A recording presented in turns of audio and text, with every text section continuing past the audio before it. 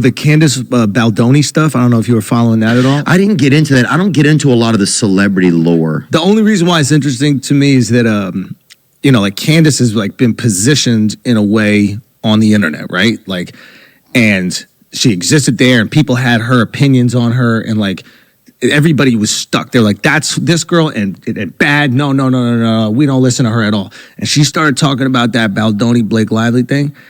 And even my wife was hitting me like, have you heard this Candace Owens girl talking about? I mean, she just... That's not why people started talking about Candace Owens. The Blake Lively thing, I still don't know anything much about it because I don't really do the celebrity stuff as much, but I do need to get back into pop culture. What's up, y'all? Welcome back to the channel. So, Andrew Schulz always kills me because he's always talking about how somebody's positioned somewhere, and I personally think that he's positioned as well. However, this video is just about a couple things going on with these fellas, Andrew Schulz, Theo Von, Tim Dillon. And look, for what it's worth with Andrew Schulz, I do respect what he does. I always say that, and I would absolutely love to be on his show. I would. I know that I have some work to do, and I am working on that work. By the way, with that work, please don't forget to like and subscribe button and the notification bell.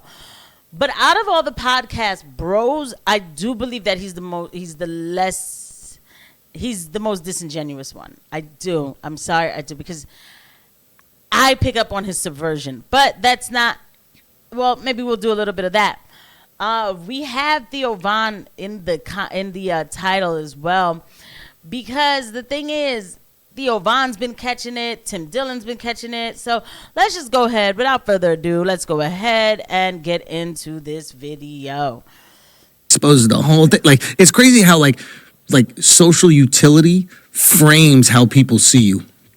So you could be a bad guy, and then you start talking in depth about something that people care about, and then all of a sudden, while you're talking about that, you're a good guy. Right. You're a hero. That's interesting. Like, what does that say about us? Is it... Well, it's the same with the politic thing. It's like people see you talking to a politician, and now, like at your Christmas and family stuff, people are coming up and talking to you about, asking you about politics and shit and foreign protocol or whatever. So I want to go back to what Andrew just did there. You see what I'm saying about the little subversion? That's what I'm telling you. All right, you got to pick it up. But I like watching because maybe it's fun for me to pick it up. Andrew just said that Candace is a bad guy, but because she started talking about Blake Lively, and that's something that people cared about, she became the good guy. That's what made her basically get this attention. Basically, like people are talking about her is because of the Blake Lively thing. It's Blake Lively. No, not the fact that she basically single-handedly took down the Daily Wire. And look, for all my mixed, this is not a Candace avenging episode. We will move on. But I have to tell the truth and keep it real when I must. I do find Candace's character to be disingenuous as well. But I'm not disingenuous, and I'll tell you, she took down a Daily Wire. Ben Shapiro's not getting the views that Candace is. Ben Shapiro is still making money because the Daily Wire has their hands in different kind of ads and different kind of podcasts and everything else. So I'm not saying he's going broke, nor do I wish that for him. I don't need to wish somebody's personal life get messed up. But Candace Owens did something just a little bit more interesting than talking about Blake Lively. I don't know. I mean, I could be wrong. I could be, looking at this kind of different. But I don't know, guys. You tell me. But when I talk about, and even what he says there, like about she's talking about something that people care about. This is what happened to Theo Von. I feel like I should bring it up. There is, we've had people on the podcast in the past to talk about it. And there's a conflict that's been happening in the Middle East. People know about it. Between Israel and Palestine and some of the areas over there, the Gaza area they talk about. And I just think it feels to me, I don't know if it feels to me like it's a genocide that's happening while we're alive. So I'm going to stop there because, I'll end up clicking something or whatever. But the fact is, then Tim Pool went after this man. It's one thing to criticize war, it's another thing to call it XYZ. Massive swing to one side on an issue doesn't know much about. Tim also being the guy who's afraid to. I mean, the guy has gone, and everybody came for. By the way, everybody came for him on his tweet. Like, bro, like it was refreshing. It was. And look, for what it is, I'm not gonna sit here and talk about Tim Pool and how he gets his bag or whatever. But I mean, bro, I'll say when I came to the right, whatever that is anymore, when I got red pilled. I used to watch a lot of Tim Pool, and I do thank him for his coverage on a lot of these, BLM riots and stuff like that happened back in the day. But the thing is that news changes, important situations change. You know what I mean? Like the timeline changes, and so we cannot keep talking about woke this and woke that. And then when people are really bringing awareness to a situation that's happening, that we are funding. I only care about America. Case if you care about America, why are you talking about this? Bro, because our name is all over it, bro. Like, that's not the only reason why. By the way, I'm a Christian. Never forget that. I don't believe that we should starve people and kill them. I'm sorry, it's kind of weird. Anywho, but everybody did drag Tim Pool over this or whatever. I mean, Brian Berletic was in there. Of course, I was in there. Literally War Monitor, Johnny United, Mel Village Crazy Ladies, Sam Parker, First Class Clips.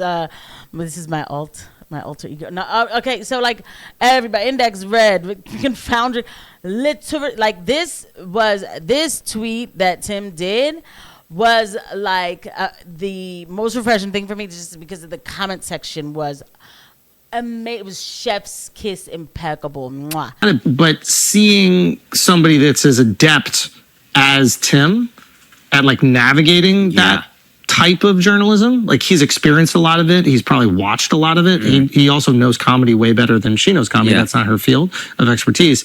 He was able to expose her tactics. And I think what ended up going viral was the exposing of her tactics. Her coming in with this idea that there's like no liberal comedian. It's like, they are all liberal. Like every single one of them is liberal. Like the majority, the vast majority are. Were they planning on putting the entire interview out in its entirety? I don't know. No, apparently she asked for that.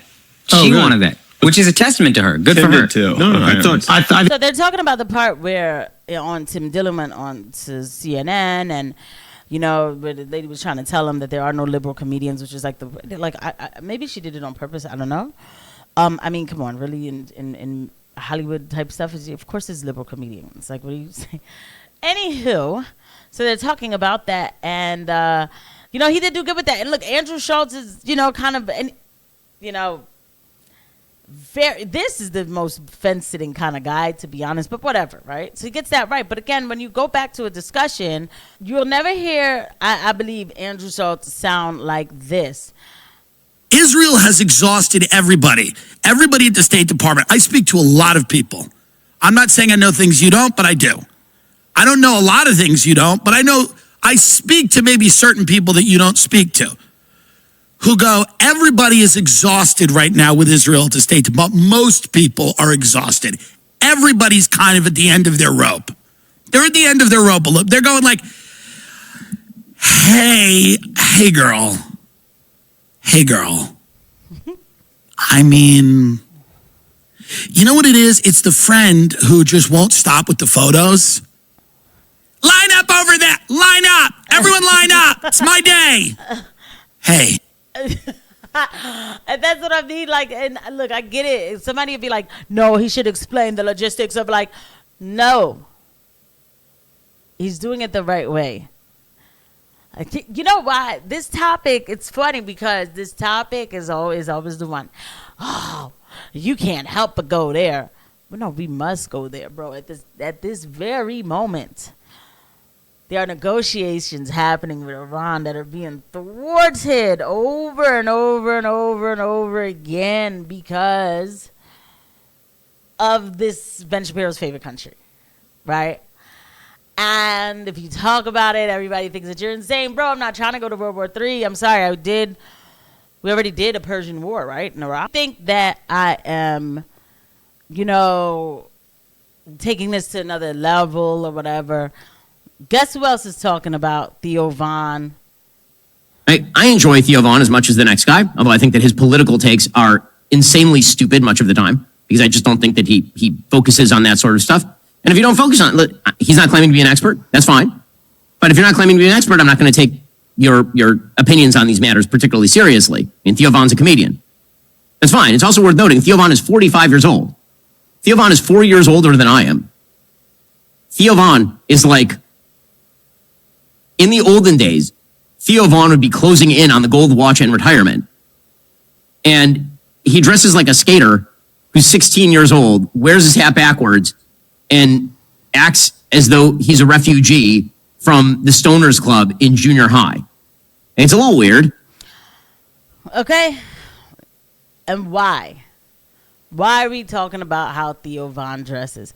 You'll never hear him talk like this about Andrew Schulz, because Andrew Schulz does not go there. He doesn't. Like, he talked about the situation before, and I'm not going to go back and try to find a clip, because it's going to take me 18 years, and I really need to, and wrap this up. He's had videos where he's act like, well, what's going on with Israel? I don't know anything. It's like, shut up. Everybody, by this point, right? By the way, even if it was from last year, I didn't know how deeply enthralled that place was into our politics. However, what I did know was that, there was some funny business there. I don't know anything. I know. But you'll hear him today be like, well, the only reason why people don't like that place is because politicians don't know how to explain it appropriately. That's what Andrew Schulz says, okay? So, I do have a place in my heart for the podcast bros. I do. Even Andrew Schulz. Because he's there to polish us all. But the Tim Dillons and the Theo Vons especially, yes, and the Joe Rogans, I do. I may not agree with them 100%. There are times where I think Joe Rogan has gotten a little weak on some issues, but whatever. It's all good. Everybody's walking in life trying to figure out what's going on. A lot of other people are subverting on purpose. It is what it is. And there's a place for these people. And no, it's not, oh, he's 45 and he wears this and this, that, and the third. Whatever. I don't know how old Tim Dillon is. I kind of like this polo sport hoodie on him. I'll leave it at that. I'll talk to you guys later. Bye.